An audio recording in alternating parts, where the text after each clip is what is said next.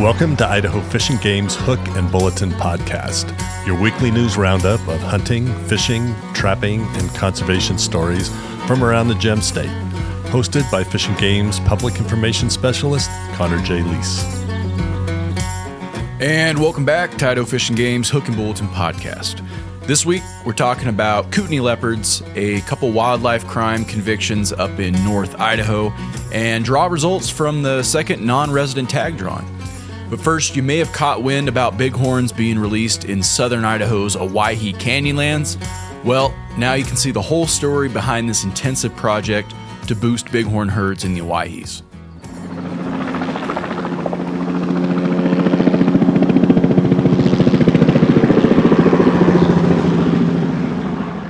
Idaho Fish and Game, in partnership with Oregon Department of Fish and Wildlife, Wild Sheep Foundation, and many others, translocated 30 California bighorn sheep in January from a healthy population near John Day, Oregon, to the Jacks Creek area down in the Owyhees.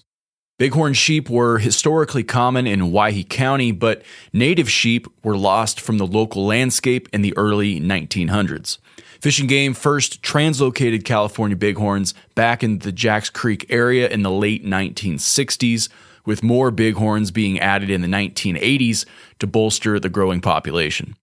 The herd grew to about 360 animals at its peak in the early 1990s, but has declined steadily since then. A July 2024 survey counted only 111 sheep. The goal is to increase genetic diversity and improve long-term bighorn herd health. Studies indicate the Jacks Creek area has suitable habitat to support more sheep, and health testing of Jacks Creek sheep found no evidence of bacterial disease that has caused severe bighorn die-offs in other areas. Both the Jacks Creek herd and the John Day source population tested negative for the bacteria prior to the translocation. Most of the sheep released were females, which play a critical role in boosting herds. All released sheep were fitted with GPS collars, allowing our biologists to closely monitor their survival, movements, reproduction, and lamb survival. Since the sheep were translocated, 28 of them have survived. Our biologists are hopeful because relocated sheep can be prone to mountain lion predation until they learn their new terrain and how to avoid the cats that live there. Most of the sheep translocated were also pregnant ewes, so come spring, there will likely be a big baby boom when those lambs are born, but that population bump could be short-lived if the lambs don't survive to adulthood. Success of the project will not only be measured by a short-term increasing bighorn population trend, managers will also be looking for increases in adult female survival, improved pregnancy and lambing rates, and greater numbers of lambs surviving to adulthood. But this story doesn't end there, at least not when it comes to you. You, get it? You, like the sheep. A video of this incredible project is also featured on our YouTube channel and our social media pages. You might have already seen it, but if you haven't, hit the link down in the show notes. I just spent a whole weekend out in the Jacks Creek wilderness, and just after 2 pathetic days of 30-mile-per-hour winds and trying to get down and into and out of the miles of slot canyons out there, I have so much respect for these dang sheep. We got more sheep news coming up later, but next up, if you're suffering from cabin fever this winter, here's why you should consider checking out the Kootenai River. Burbot fishing on the Kootenai River is most productive during the winter months as burbot prepare to spawn in February and March. Unlike the summer months when burbot often hunker down in deep pools or in Kootenai Lake up in British Columbia, this time of year they can often be found in shallower water or in the tributaries to the river. Time out on the field. What the heck is a burbot anyway? Burbot, aka cusk, freshwater cod, ling cod, and eel pout are the only freshwater cod species in North America, and they have a special place in Idaho's heart. These long-bodied, cold-water fish are not your run-of-the-mill sport fish. Burbot have flat heads and long bodies that sprout long pectoral fins just behind their gills. Their back half is eel-like with stumpy little rounded fins. They also got this brownish yellow mottled skin, earning them the nickname Kootenai Leopards among anglers. As the name implies, these leopard-like fish are predatory and feed during the night. They hang out during the day in deep, slow-moving pools, then seek out food such as crawdads or small fish in shallow water. With the help of inward slanting sandpaper-like teeth and a funky little chin whisker called a barbel, burbot have no trouble scoping out and hanging on to prey.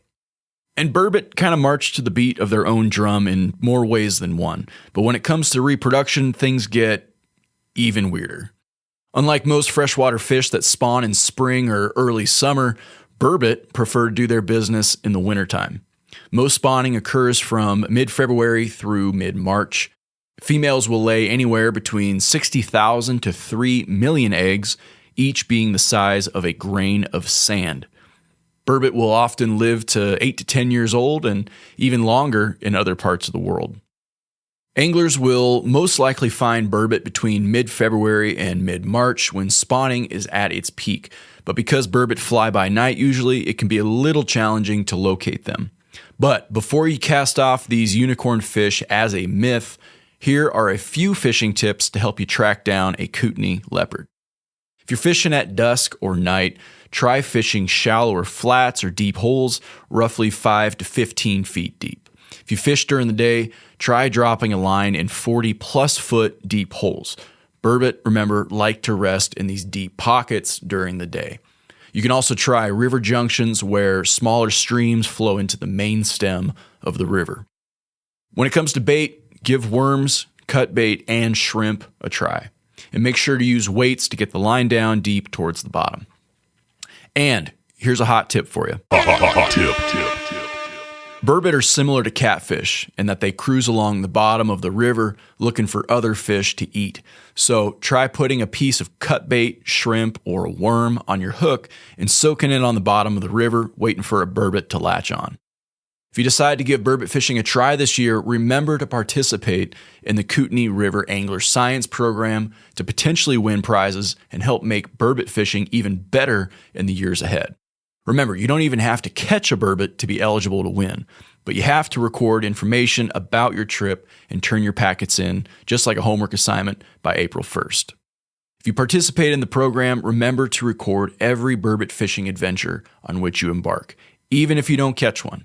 Believe it or not, the trips where you don't catch a burbot provide incredibly valuable information for our biologists. And another reminder, if you catch a burbot with a tag in its back, make sure you report that thing. Fishing for burbot can be a great way to kick off any angler's new year and put that new fishing license to work. Be sure to dress warm and bring extra layers in case that North Idaho weather takes a turn. Whether you land one of these leopard-like cod or simply use it as a way to get outdoors this winter, burbot fishing can be a great chance to put a delicious native fish on the supper table. For questions or to learn more about burbot fishing or the Kootenai River Angler Science Program, please contact the Panhandle Regional Office at 208-769-1414. Okay, moving on to some wildlife crime news up in Orofino. The year was 2024. During the late evening hours of November 26, security cameras at Orofino Elementary School captured a blue Ford pickup truck entering the bus loading zone, where an individual shot a white-tailed buck standing on the school lawn. The vehicle left the area and was later seen on multiple residential and business security cameras throughout Orofino. Approximately 2 hours later, the same vehicle returned, and surveillance footage showed a male subject loading the deer into the pickup before leaving again. After reviewing hundreds of hours of video footage, our officers identified the suspect as Lars Nelson of Peck, Idaho. A search warrant executed at a residence in Asotin, Washington, where Nelson had been staying, led to the seizure of the suspected vehicle, clothing worn during the offense, and parts of the deer. Forensic testing confirmed blood collected at the residence matched blood recovered at the school. The meat and antlers were unfortunately never located. Nelson initially faced 5 misdemeanor charges, but later pled guilty in Clearwater County District Court to a flagrant misdemeanor charge of taking a deer during a closed season. The remaining charges were dismissed. Fast forward to February 18th of 2026, Nelson was sentenced to a $1,000 fine, $165 in court fees, a $400 civil penalty, and a $75 processing fee. He must serve 2 48-hour weekends in the Clearwater County Jail with 174 days suspended, complete 2 years of unsupervised probation, and faces a 5-year revocation of hunting privileges. Officer Luke Guasco thanked the community for its cooperation, noting the case required extensive review of surveillance footage and would not have been possible without the assistance of local residents and businesses. In a separate incident on February 18th, a St. Mary's man was sentenced for the unlawful take of 7 mature white-tailed bucks. The second man involved in the case is scheduled for sentencing soon. The first man received the following sentence: $17,200 in restitution, $525 in meat processing fees, all associated court costs for his case, 7 months in county jail, 1 month for each deer in the case, 2 years fixed and 3 years indeterminate incarceration for each of the 2 felony convictions, 5 years of supervised probation, and a 10-year hunting license revocation. The 2 men were originally charged on June 27th with 8 felony counts related to the unlawful killing of the deer. The investigation conducted by Fish and Game officers in the Panhandle region documented a total of 56 wildlife violations. All 7 deer were illegally killed in November of 2024. 5 of the deer were taken within a single 24-hour period, and 3 of the bucks met Idaho's legal definition of a trophy white-tailed deer, which carries enhanced civil penalties under the state law. All 7 deer were taken outside of legal shooting hours, and meat from 3 of the animals was left to waste. Our staff just wants to thank the public for remaining vigilant in reporting potential wildlife crimes through the Citizens Against Poaching hotline. Public involvement plays a critical role in ensuring Idaho's fish and wildlife exists for future generations. Fish and Game also thanks the Kootenai County Prosecutor's Office for reviewing the case and pursuing charges consistent with the violations. Anyone who observes or has information about a wildlife crime is encouraged to call our Citizens Against Poaching hotline at 1-800-632-5999, or you can head online and submit a report there. Monetary rewards may be available for individuals who provide credible, detailed information that significantly aids in identifying suspects and leads to charges being filed. That's all I got. That's it for major stories this week. Let's hit the rapid fire bulletin. Non-resident hunters, good news for you. Results from the second application period for the non-resident general season deer and elk tag draw have been posted. All results will be emailed to the email addresses saved at your GoOutdoorsIdaho.com accounts. Remember, you got until 11:59 p.m. on March 20th to claim your tags. This includes DAV tag winners. Otherwise, they will be forfeited and made available in the first return tag sale scheduled for April 23rd. Fernan Lake and Coquilala Lake up in North Idaho have received their first batch of catchable-sized rainbow trout for the year. Fernan was stocked with 6,000 fish and Coquilala got 6,900. Fish stocking in the Panhandle region typically begins in April, but fish were released earlier this year in Fernan and Coquilala lakes. The recently stocked fish will take the place of the planned April stocking events in these 2 lakes. The normal annual stocking schedule will resume in early May at both lakes. Stocking of all other waters in the Panhandle region will occur as planned, with the first events happening in April. Mild winter conditions have not allowed for typical winter ice fishing on Fernan and Coquilala lakes. However, the recently stocked fish will provide some earlier than usual open water fishing opportunities for anglers. So, get out there and have fun. Residents and recreationists might notice low-flying helicopters over portions of the Snake and Salmon Rivers from February 19th through the 24th. That's because Fish and Game will be conducting bighorn sheep capture operations in Units 11, 13, 14, and 19. The purpose of this effort is to safely capture and radio collar bighorn sheep to monitor movement patterns and survival. The data collected helps biologists better understand bighorn sheep ecology and informs future management decisions. Every effort is made to minimize disturbance to the animals and reduce the expenditure of valuable energy reserves. Human and wildlife safety remains the top priority, and multiple precautions are taken to reduce risks throughout this whole operation. For questions or more information, please contact the Clearwater Regional Office at 208-799-5010.